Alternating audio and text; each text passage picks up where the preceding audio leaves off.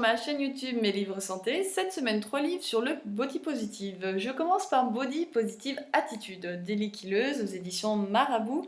Alors Elie Kileuse est très active sur Instagram et dans ce livre, elle va vraiment nous raconter sa démarche où elle a appris à aimer son corps et à travers sa propre démarche, on va faire la nôtre.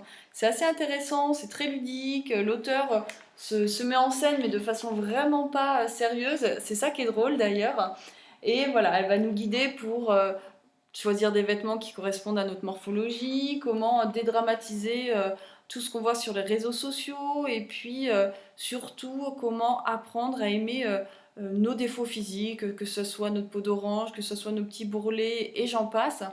Et il y a des choses anecdotiques mais qui sont plutôt révélatrices comme quand elle nous raconte le jour où elle a enfin réussi à mettre un short pour aller courir. Ça semble complètement anodin et pourtant combien sommes-nous à nous interdire de porter tel vêtement pour aller courir ou tel vêtement à la plage par exemple parce qu'on culpabilise, parce qu'on est toujours sous l'influence des dictats de la minceur. C'est pour ça que ce livre vraiment qui est sans prétention mais se lit très très bien et ça fait du bien. Le second livre, Anatomie d'une vie de femme épanouie, de France Gard par Catherine Georges Oyo aux éditions Hugo. Là aussi, nous sommes sur un témoignage, mais ça n'a rien à voir.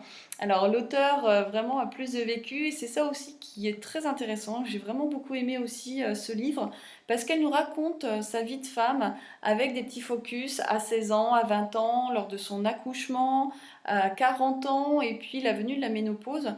Et ça fait du bien parce qu'elle nous déculpabilise, parce que finalement on se rend compte qu'on vit à peu près toute la même chose, qu'on se remet tout le temps en question, qu'on essaie toujours de se jauger, de se juger aussi.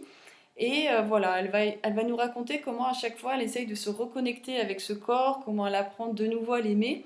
Et ce qui est assez nouveau dans ce livre, c'est que à chaque fois, elle nous fait un petit focus avec des professionnels de santé, que ce soit par rapport au système hormonal, que ce soit par rapport au fonctionnement du cerveau, que ce soit aussi par rapport à l'IVG, le cancer du sein, par rapport à la ménopause et j'en passe.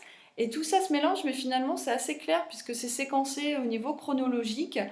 Et voilà, je trouve aussi que ça nous fait un éclairage sur notre vie de femme et qu'il faut vraiment apprendre à évoluer et à vieillir avec son corps de façon bienveillante. Avec le cahier Body Positive pour les nuls d'Agathe Tivoli aux éditions First. Alors ici, c'est un petit cahier pratique, ludique, qui est très bien fait. On retrouve des tableaux, des quiz, des graphismes, avec toujours les petites iconos qu'on retrouve dans la collection pour les nuls, comme des petits repères.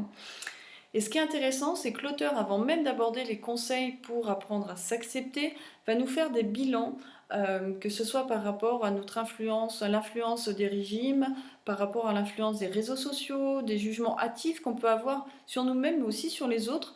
Et je trouve que c'est plutôt sympathique comme ça de faire une première prise de recul et seulement après d'avancer pour apprendre à s'accepter. Donc c'est vraiment un petit livre qui va compléter les autres, un cahier bien pratique et voilà, pour se libérer de tous les dictats qui nous entourent. Sur ce, bonne lecture et à bientôt!